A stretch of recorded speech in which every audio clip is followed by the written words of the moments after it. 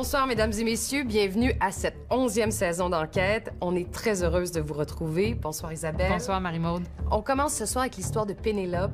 Pénélope, c'est une femme qui se bat devant les tribunaux, mais aussi devant son église, les Témoins de Jéhovah. J'avais peur. Il m'a couché sur le lit, m'a déshabillé. La journaliste Pascale Turbide et le réalisateur Yannick Lapointe ont confronté les membres influents de la communauté. Je voudrais parler à M. Leclerc. On veut rien savoir de ça. Rien. Pas de question, rien. Pour Pénélope, sa quête pour la justice est devenue un véritable combat. Je pensais que c'était la fin, mais c'était juste le début.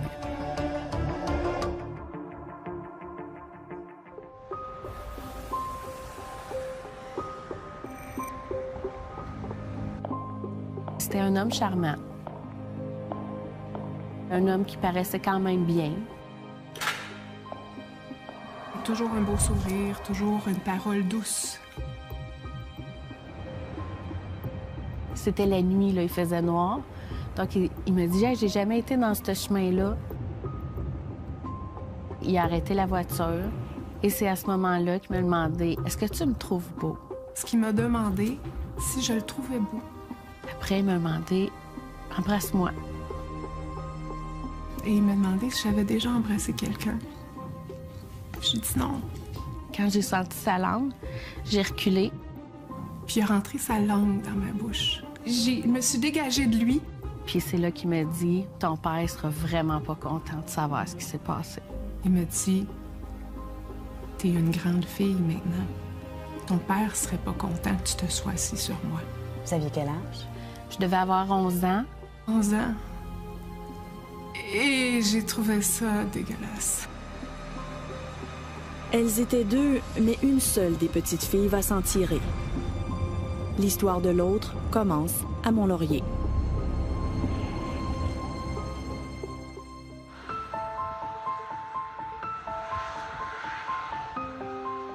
Quand j'étais plus jeune, je pensais que tout le monde faisait ça dans la congrégation. Puis je cherchais, mettons, à savoir qui faisait quoi avec qui. Vous pensiez que chaque homme avait quoi? Une maîtresse enfant ou je sais pas. Je pensais que c'était la normalité. Il s'appelait Michel Courtemanche. C'était l'ami de la famille, le père de 3 enfants. Le premier à complimenter Pénélope et le premier, dit-elle, à la toucher. Je devais avoir 11 ans. Sa fille avait pas tout à fait 1 an. Elle était sur mes genoux. Puis il s'en venait me reconduire chez nous. Puis là, il me disait que j'étais belle. Puis il me caressait encore la poitrine. Je suis venue vraiment mal, figée. J'ai regardé sa fille comme si... Je sais si c'était grave devant elle. Puis il me dit, c'est pas grave, elle parle pas.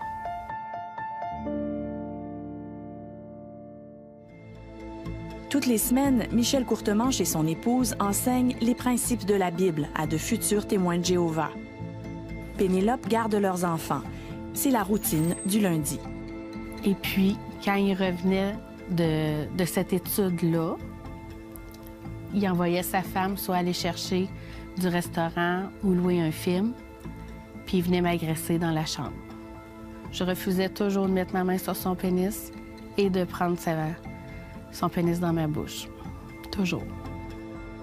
Elle a 14 ans lors de la première relation sexuelle complète. Ce sera la première d'une longue série qu'elle aurait subie. Et ce, même si sa famille a déménagé à 4 heures de Mont-Laurier. Il venait visiter mes parents pour dire un bonjour, puis il restait pour la nuit, à coucher. Et ces nuits-là, il venait me rejoindre dans ma chambre. Mais là, on parle de viol complet, des nuits de temps.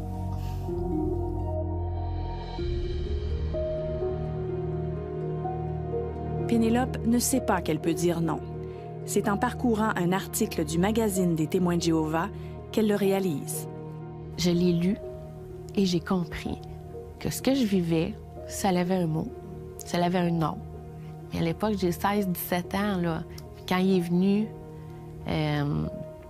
border les enfants, Il essayait de rentrer ses mains en dessous de mon slip. Puis c'est là que j'ai pris ses mains puis que j'ai dit « Ça va faire. C'est terminé. » Presque tout de suite, elle révèle son secret. Ses parents sont atterrés et en bons témoins de Jéhovah, ils alertent les dirigeants de leur congrégation. Leur but, faire exclure Michel Courtemanche des témoins. Est-ce que Michel Courtemanche a été exclu à cette époque-là? Non. Et est-ce que vous avez été exclu? Oui, j'ai été exclue. Pour quelle raison? Parce que j'avais un chum. J'étais pas mariée. Pour que Michel Courtemanche puisse être expulsé lui aussi, il aurait au moins fallu un témoin oculaire ou une autre plaignante. C'est obligatoire dans le système de justice interne des témoins de Jéhovah. Ce qui est aussi obligatoire, c'est de recueillir la version de la victime alléguée, ce que personne n'aurait fait. Ma question, c'était pourquoi vous avez jamais voulu savoir ce qui m'était arrivé? Pourquoi vous m'avez jamais questionné? Puis pourquoi vous avez rien fait? Qu'est-ce qui a été fait? C'est une bonne question à poser aux témoins de Jéhovah, mais aussi à la Sûreté municipale de Mont-Laurier. Car Pénélope s'est tournée vers la police en 1995. Il a fallu que je parte avec mon petit courage, aller rencontrer un policier que je connaissais pas, qui était pas formé non plus à me recevoir. C'est le patrouilleur Jean-Pierre Godmer qui l'accueille au poste. Elle m'avait expliqué qu'elle était victime d'attouchement et avait été violée. J'avais rodé avec, ça avait de l'air plausible. D'aller déballer ça devant un étranger, j'étais pas si à l'aise que ça. Puis c'est sûr que j'ai pas tout raconté. Voici ce qui reste du dossier de police. Outre la déclaration de Pénélope, il ne contient rien. Le policier n'a rencontré aucun témoin potentiel dans la famille ou la congrégation de Pénélope. C'est un milieu, excusez l'expression, c'est comme une gang, si tu veux. C'est fermé, puis qu'il se passe quoi que ce soit, que c'est correct, pas correct, les autres, ils gardent ça dans le milieu. Là-dessus, il n'a peut-être pas tout à fait tort. Les témoins de Jéhovah ne dénoncent une possible agression d'enfants que si la loi les y oblige. Ce tableau réalisé par les témoins eux-mêmes expose toutes les étapes de leur système de justice religieuse. Quant au chemin vers la justice laïque, il est pour le moins tortueux. Jusqu'à 13 étapes avant d'alerter les autorités et jusqu'à 30 étapes à franchir avant de fournir des documents à la justice. Mais le but ultime, c'est de s'arrêter à l'étape 24 et de maintenir le secret. Je regarde ça et il y a quelque chose qui me vient à l'esprit, la maison des fous. C'est incroyable. Comment une victime peut passer à travers autant d'étapes pour, à la fin, très souvent, avoir aucune reconnaissance de ce qui s'est passé. Marie-Lou Lagacé a grandi chez les témoins avant de quitter de son plein gré.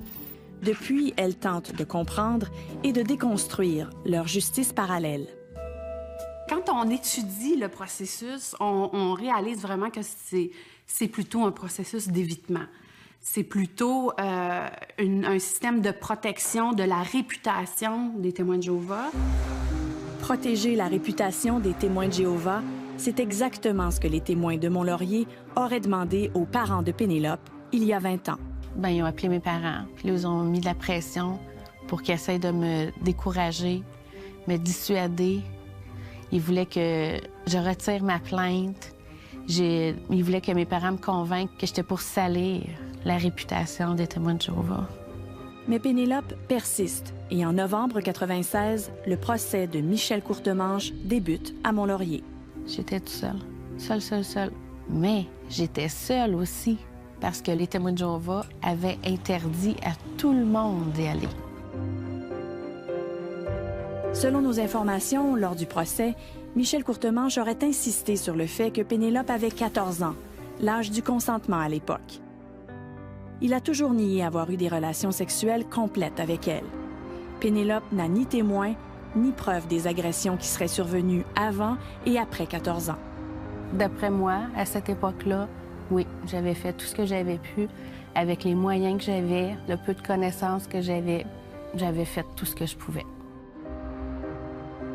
Le 19 décembre 1996, Michel Courtemanche est déclaré non coupable. Il ne reste aucune trace des motifs du jugement ni des témoignages lors du procès. Au début des années 80, avant l'histoire de Pénélope, Michel Courtemanche habite à Mont-Laurier, mais il travaille à Terrebonne la semaine.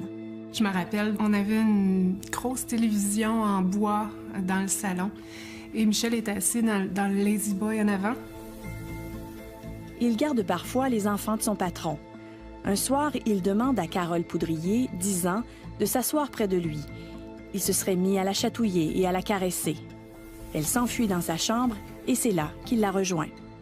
Il s'est accroupi, puis il m'a dit, « Tu sais, faudrait pas que tu le dises, parce que ton père, il serait pas content. C'est pas...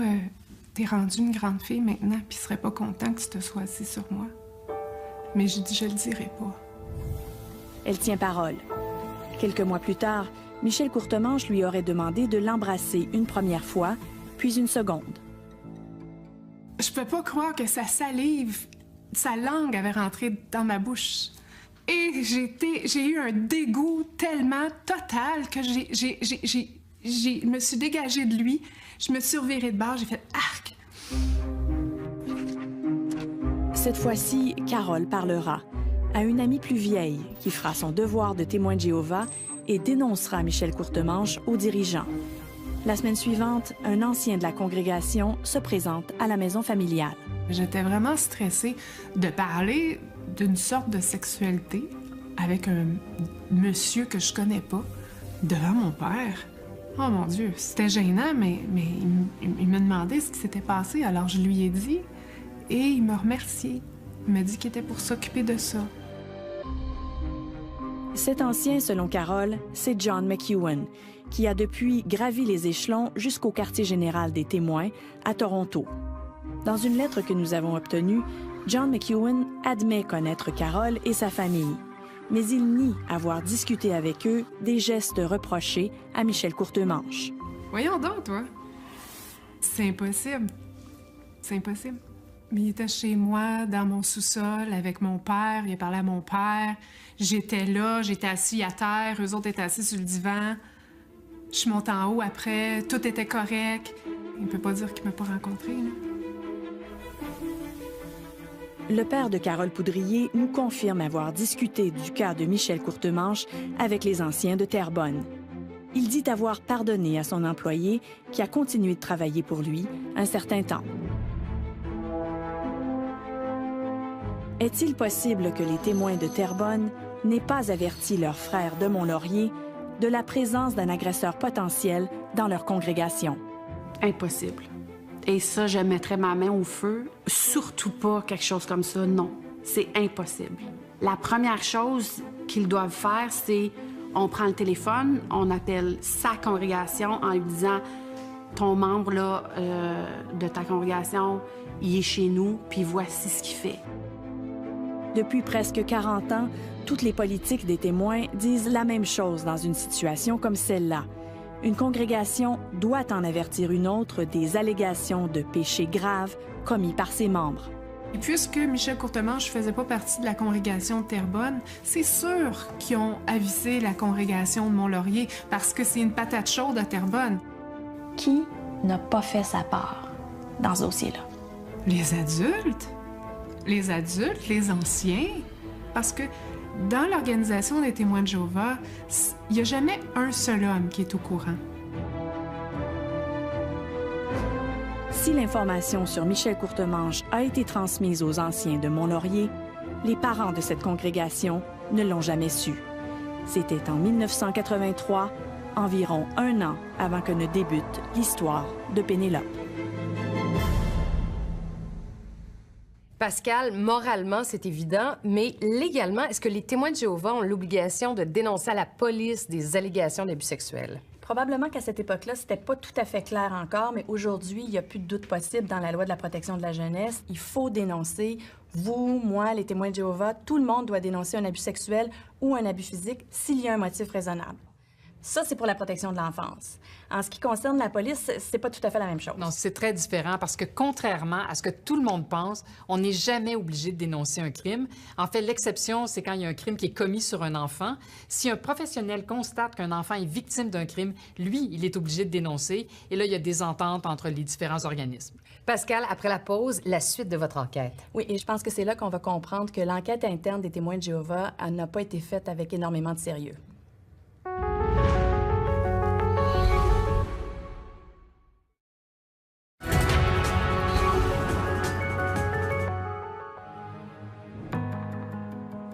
Ce qui m'est arrivé à 12 ans m'a touché au sein par-dessus mon chandail dans sa voiture. À 13 ans, il vient me rejoindre, m'embrasse, met son pénis dans ma bouche. L'histoire de Pénélope est très particulière parce que à toutes les fois qu'elle a essayé de faire un cheminement, elle s'est toujours fait fermer la porte. J'avais pas eu le dernier mot, j'avais pas pu m'expliquer comme faut devant des bonnes personnes compétentes. Ça devient difficile de se débattre, de se défendre. De toute façon, on n'apprend pas à se défendre chez les témoins de Jéhovah. On apprend à tourner l'autre joue pour recevoir l'autre claque. En 2014, Pénélope fait une rencontre déterminante avec l'ex-témoin Marie-Lou Lagacé. Elle décide de relancer les protagonistes de son histoire par lettre. Je l'ai envoyé aux 5 anciens qui m'ont exclu à l'époque. Et je l'ai envoyé au siège social et à mon agresseur. Je voulais dire que c'était terminé, que jamais je me tairais. C'est une première étape. Et cette fois-ci, les anciens réagissent rapidement. Le vendredi soir, j'avais 2 anciens qui m'appelaient pour me dire qu'ils avaient bien reçu ma lettre, mais qui ne comprenaient pas ma question. C'était quoi votre question? Ma question, c'était « Pourquoi vous avez jamais voulu savoir ce qui m'était arrivé? » Ils m'ont dit « On n'a pas eu besoin de s'en occuper. Georges Leclerc est allé te rencontrer chez vous pour prendre ta déposition. » Georges Leclerc était président de la congrégation de Mont-Laurier il y a 25 ans lorsque Pénélope a révélé son secret. Et comment vous avez réagi? Bien, j'ai dit que c'était jamais arrivé. Il n'est jamais venu me rencontrer. Les parents de Pénélope le confirment, Georges Leclerc n'a jamais recueilli leur version, ni celle de leur fille. Bien là, j'ai senti que vraiment, il y avait quelque chose qui était encore plus grave, plus louche, quelque chose qu'il fallait que je comprenne, absolument. Je me suis dit aussi, c'était pour protéger son ami. C'était qui son ami? Son ami, c'était mon agresseur. Michel Courtemanche. Michel Courtemanche. Georges Leclerc était effectivement un des meilleurs amis de Michel Courtemanche. Il dirigeait la congrégation dans les années 80, la période où Pénélope aurait été abusée à Mont-Laurier et Carole Poudrier à Terrebonne, les deux par Michel Courtemanche. Il aurait dû être exclu. Il aurait dû être reprimandé après ses actes à moi. Et il aurait dû être exclu après les actes de Pénélope. Mais Courtemanche n'a pas été exclu des témoins de Jéhovah à l'époque. Bonjour, madame. Bonjour. Je voudrais parler à monsieur Leclerc. Pourquoi? L'ex-dirigeant Georges Leclerc refuse de répondre. On veut rien savoir de ça. Rien. OK. Parfait. Pas de questions, rien.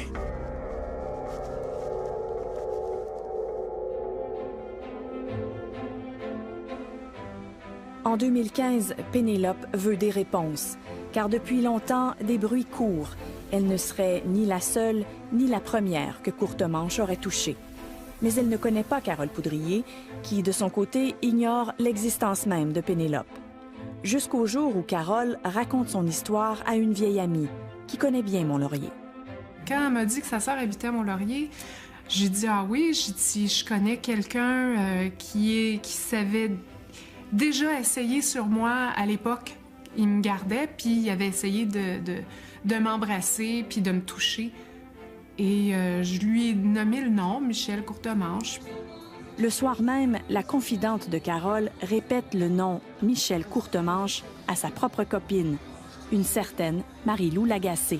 Vous pouvez vous imaginer ma réaction à cette soirée-là, j'apprends qu'il y a une autre victime que Pénélope. Je connais l'âge de Carole Poudrier, je connais l'âge de Pénélope. Et là, je comprends que Carole s'est fait agresser avant Pénélope. Et j'écris à Pénélope ce soir-là. Est-ce que tu connais une Carole Poudrier? Bien, c'était surréaliste.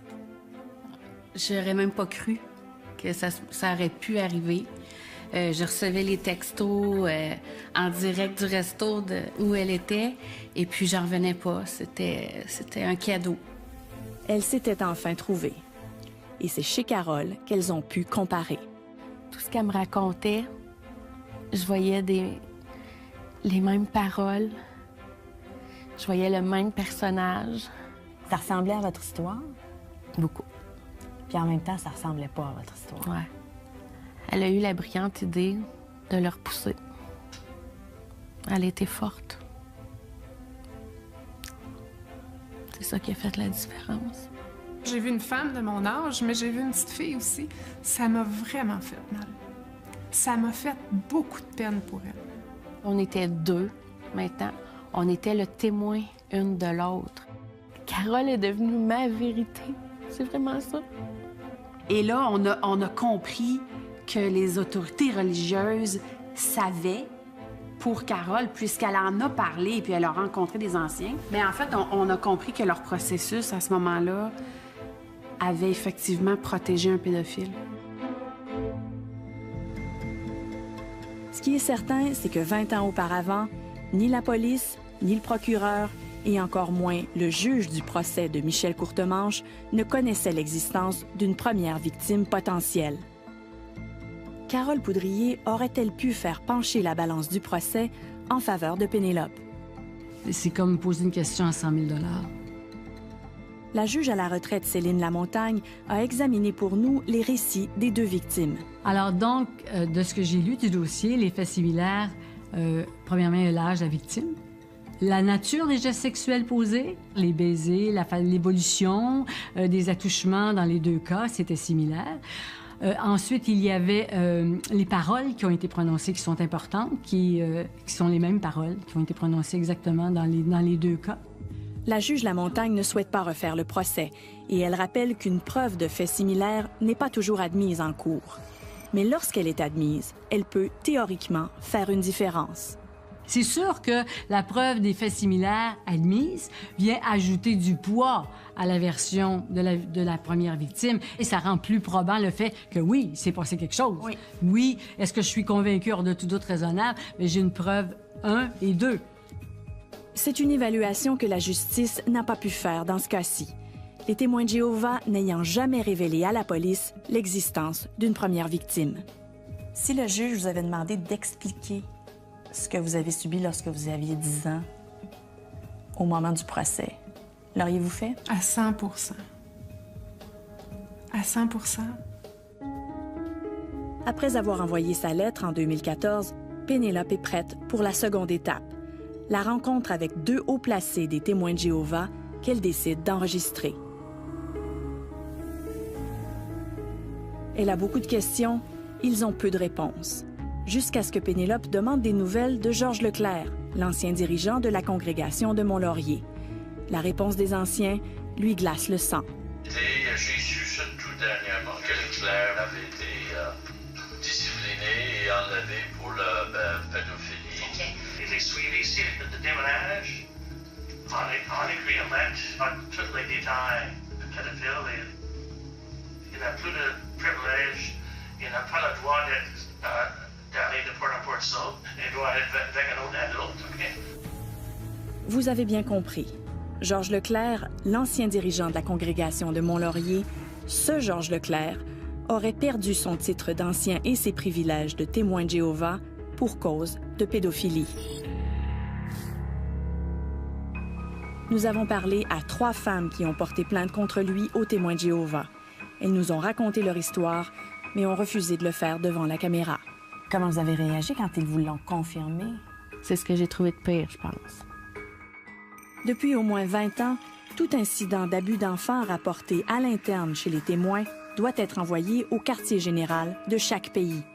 Aux États-Unis, l'accès à cette liste de pédophiles fait l'objet d'une bataille épique entre les avocats des victimes et ceux des témoins de Jéhovah. La lettre de Pénélope, Michel Courtemanche l'a reçue lui aussi en 2014. Il téléphone aux parents de Pénélope et finit par se mettre à table. Bien, il a avoué. Il a avoué beaucoup de choses. Il a avoué que c'était lui qui venait me rejoindre. Il a avoué à ma mère qu'il avait mis son pénis dans ma bouche. Mais il n'a pas voulu avouer le viol. Mais est-ce que Michel Courtemanche vous a appelé, vous? Jamais. Nous avons rejoint Michel Courtemanche au téléphone. Il a refusé de nous rencontrer et a tout nié en bloc. À un moment donné, là, faut lâcher prise, puis c'est brasser de la boue pour rien, puis ça donne rien. Il nous a affirmé avoir commis une erreur, celle de s'être retrouvé seul avec Pénélope. À toutes les autres questions sur des gestes sexuels commis sur une mineure, il a déclaré ceci. La réponse, c'est qu'il y a eu un jugement porté là-dessus par rapport à des faits qui étaient bien précis. Et puis, il y a eu un jugement, puis j'ai été acquitté. Michel Courtemanche ne fait plus partie des témoins de Jéhovah. Il a été exclu il y a 3 ans à la suite de la lettre de Pénélope et de la dénonciation de 2 autres femmes.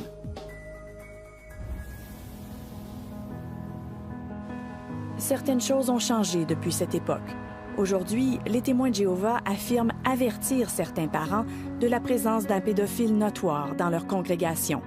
Ce n'est pas suffisant, croit Carole Poudrier. Mon frère, qui est ancien, j'ai demandé à mon frère, je dis, s'il y a des enfants qui sont victimes de pédophilie dans votre congrégation, qu'est-ce que vous faites? Est-ce que vous faites des discours pour leur dire « Personne n'a le droit de vous toucher.